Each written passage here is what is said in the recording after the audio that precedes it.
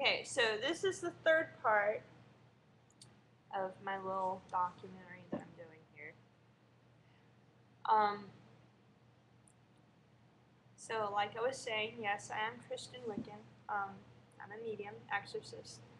And just to let you people know, you don't have to be a priest to be an exorcist. I know some of you are not going to believe that, but it is possible. You know, I'm not going to really go into preaching or anything, but I will say this. It was a command from Jesus to the disciples to go and heal the sick and cast out demons. Now that same spirit, that same energy that came from Jesus went through the disciples to everybody that they had contact with. And you were considered saved if you had been healed. If you had been touched by Jesus, you were protected until the time that he died and rose again. And then after that, there was salvation. You were forgiven, and there was salvation. So everybody that was touched, everybody that Jesus had contact with, all were given that same blessing, that same spirit, that same energy, whatever you want to call it. So it's not just the disciples or just priests, or there is no middleman between us and Jesus. Jesus is the middleman. Jesus is the only way to God. You don't need a physical man here to take the place of what Jesus already did on the cross. It just doesn't make sense. We have, through the Holy Spirit, a direct connection to God. And all we have to do is talk to him. He's right there. He's all around us. There's not a thing that we do that he doesn't understand. Every single thing you have a question about. Do not be afraid to talk to Jesus. I had to ask him, say, Lord, when I pass through a cemetery, I can see the way people died. I can see a vision of exactly how the person died. I can hear spirits in the cemeteries begging me to cross them over because they're trapped.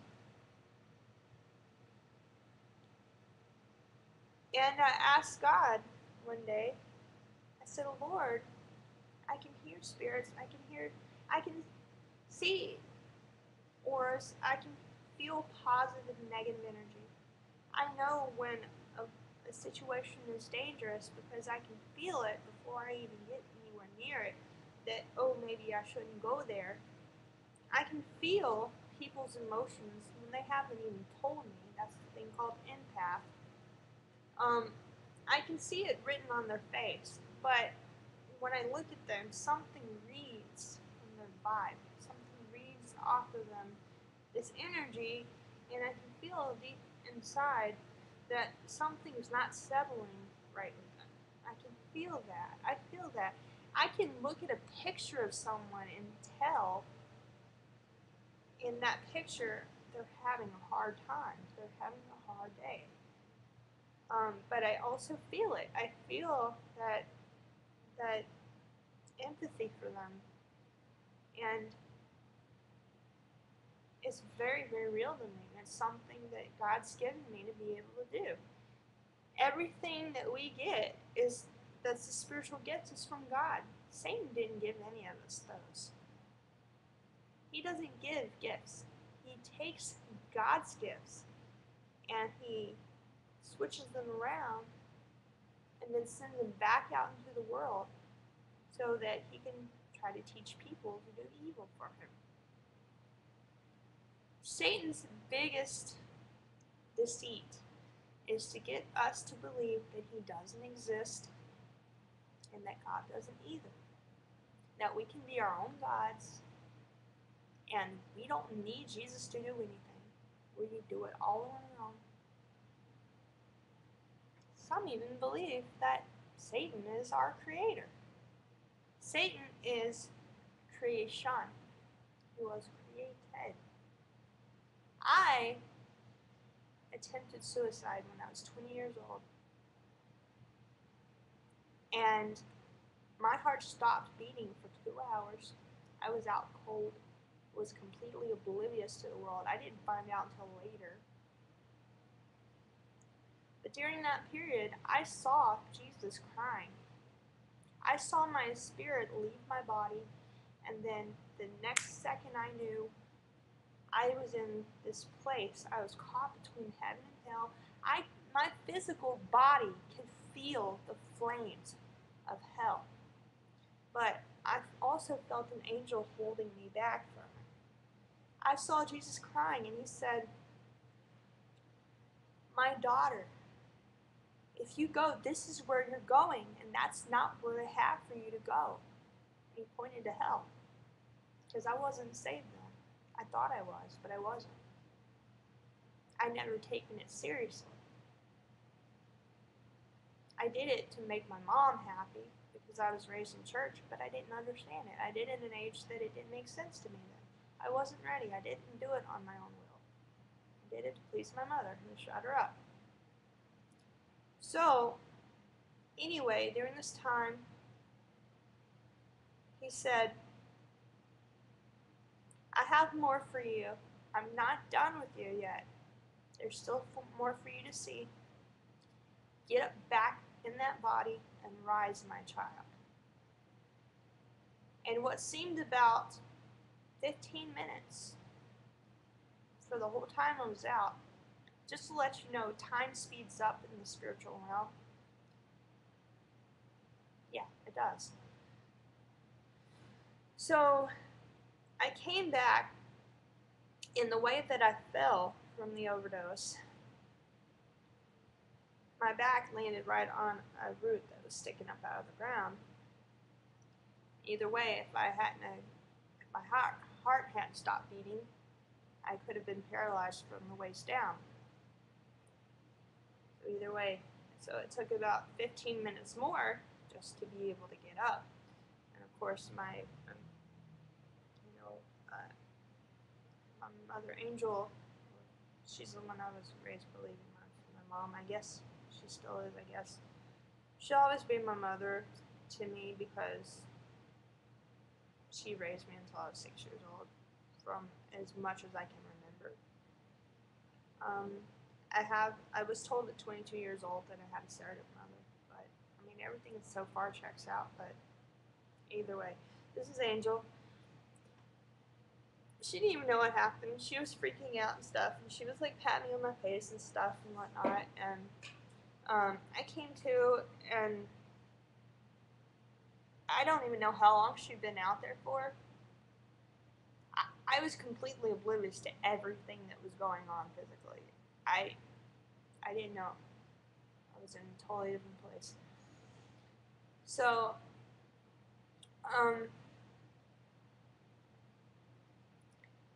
she asked if I needed some time, because I was having multiple panic attacks, because I was so, oh my god, that was really scary.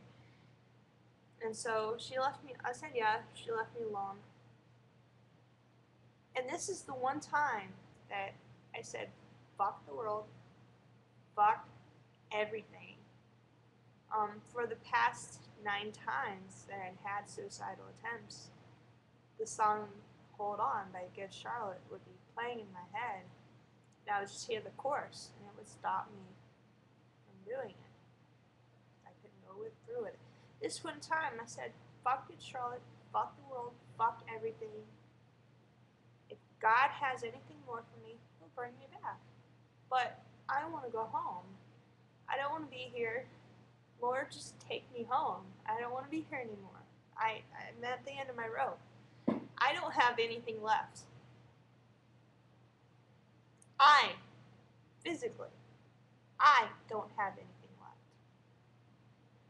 That didn't mean that God didn't have anything left. Obviously, I'm still here. And it's because God wasn't done with me yet. Now, that's as real as it gets. But I heard this voice yet again during the midst of my panic attacks say, sing, hold on. I said, no, I can't do it. I'm hyperventilating. I'm an emotional wreck. I'm scared shitless. And that I'm still thinking, what the hell just happened here? What was that? But then I heard again, and it got louder this time. And I know that it was God. I know that it was God. He said, sing, hold on.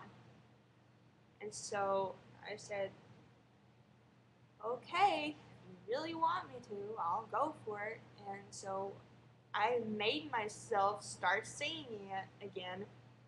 And not even 5 minutes, I was calmed down.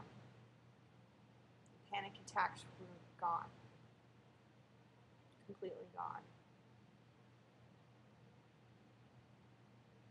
Just because of the words, the lyrics to that song.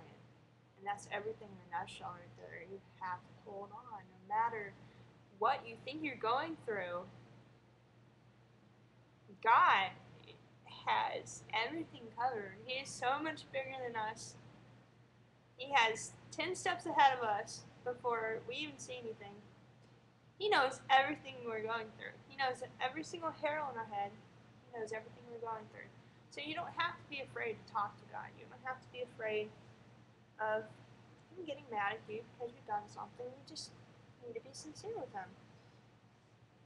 And I know from personal experience that God is as real as it gets. Folks, if you ever have a question in your life whether or not God is real, oh my God. I mean, I can't make you believe, but I know what I've gone through. And I know I had an amazing prayer last night. I'm not saying I'm a Jesus freak, as that term. I don't go out in the streets and start, freaking out over God. I do pray. But everything that I had a question about spiritually, all the gifts that I had, that I knew that I had, that I was aware of, things that I could sense, things that I knew, things that I could feel, things that I could hear, I gave it all to God. And I told him, I asked him, Lord, give me discernment of the Spirit. I want the wisdom and knowledge that Solomon had. I want discernment. I want to be able to distinctively hear the difference between the good voices and the bad voices. We all hear voices. And I'm going to tell you something. If you think that just because you hear voices that you're schizophrenic or that someone else sitting next to you is, there's not a single one of us that does not hear a voice in our head. Even if it's our own thoughts, we hear some little voice in the back of our mind. And there are actually scientific studies that so-called believe over 90% of Americans, by the mental disorder handbook or hand guide, over 90% of Americans have a mental disorder, but only about 40% of those people have been diagnosed. Most of those, I think, are just dealing with life on life's terms. Some of them are real because when you've gone through trauma, your body does something physically. It doesn't just do something mentally. It does something physically. And it trains itself to react a certain way to the environment that you're in, to the people that you're around. There's a chemical process that's taking place there, and that's the reason why things happen the way they do. That doesn't necessarily mean you have a mental disorder or something they want to call. A lot of that part is people trying to keep God out of the picture, trying to rationalize it only in science because people want physical proof. They want something